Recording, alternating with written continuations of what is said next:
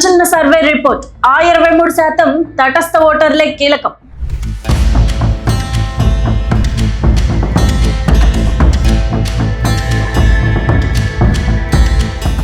ఏపీలో ఇప్పుడప్పుడే ఎన్నికలు లేవు, కానీ రాజకీయ వర్గాల్లో ఒకే ఒక్క సర్వే నిద్ర లేకుండా చేస్తుంది. పాలన మొదలై 2 ఏళ్లు గడుస్తున్న వేళ ప్రజల మూడ్ ఎటుంది? అధికార కూటమిపై పెరిగిన వ్యతిరేకత వైసీపీకి ప్లస్ అవుతుందా, లేక ఎవరు ఊహించని సరికొత్త ట్విస్ట్ ఏపీ రాజకీయాల్లో మొదలైందా? సోషల్ మీడియాను షేక్ చేస్తున్న ఆ సంచలన రిపోర్ట్ ఏంటి?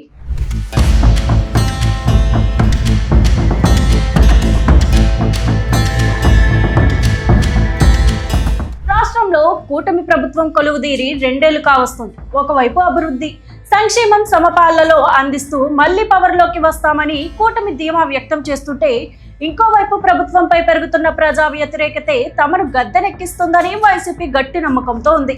సరిగ్గా ఇటువంటి ఉత్కంఠభరిత వాతావరణంలో గతంలో ఎన్నో ఎన్నికల నాడిని పక్కాగా అంచనా వేసిన ప్రముఖ సంస్థ పయనీర్ స్ట్రాటజీ నిర్వహించిన తాజా సర్వే బాంబు పేల్చింది. సాధారణంగా అధికారంలో ఉన్న ప్రభుత్వంపై ఎంతో కొంత ప్రజా వ్యతిరేకత సహజం.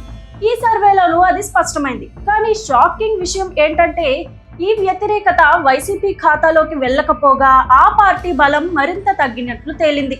శ్రీకాకుళం నుంచి గుంటూరు వరకు వైసీపీ గ్రాఫ్ అనూహ్యంగా పడిపోయినట్లు గణాంకాలు చెబుతున్నాయి.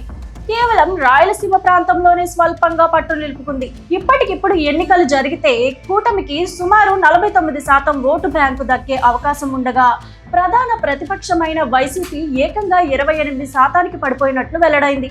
ఈ సర్వేలో అత్యంత ఆసక్తికరమైన అంశం ఏంటంటే, దాదాపు 23% మంది ప్రజలు తటస్థంగా ఉండిపోయారు.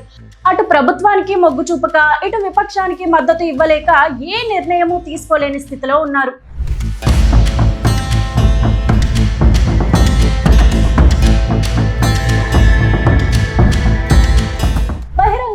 ఈ సర్వేను వైసీపీ శ్రేణులు కొట్టిపారేస్తున్నప్పటికీ అంతర్గతంగా మాత్రం తీవ్ర చర్చ మొదలైనట్లు సమాచారం.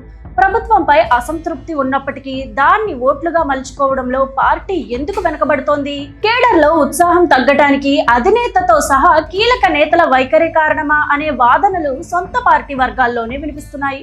బలమైన ప్రత్యామ్నాయంగా నిలబడకపోతే వచ్చే ఎన్నికల నాటికి పరిస్థితి మరింత కష్టమవుతుందన్న ఆందోళన వారిని వెంటాడుతోంది. ఈ 23% తటస్థ ఓటర్లే భవిష్యత్ ఏపీ రాజకీయాలను శాసించబోతున్నారా? కూటమి తన పట్టును నిలుపుకుంటుందా, లేక వైసీపీ పుంజుకుంటుందా? ఈ తాజా సర్వే ఫలితాలపై మీ అభిప్రాయాన్ని కింద కామెంట్ చేయండి.